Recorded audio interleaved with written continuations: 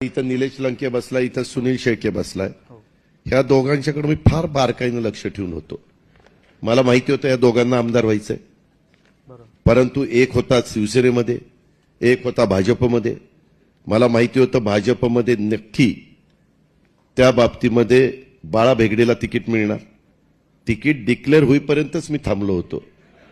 Ticket declare झालं, सुनील शेळके राष्ट्रवादीमध्ये पोहोचायच्या आत मी डिक्लेअर करून टाकलं, मावळचा उमेदवार राष्ट्रवादीचा सुनील शेळके.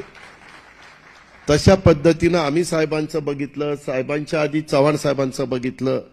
माणसं हेरायची असतात, कुठं त्या ठिकाणी हिरे आहेत ते त्या ठिकाणी बघायचे असतात. कधी कधी काहींचं हिरे बघता बघता ती गारगोटीच लागती किंवा खोटा हिरा लागतोय. तर त्या निवडणाऱ्याला कळलं पाहिजे खोटा हिरा कुठला आणि खरा हिरा कुठला.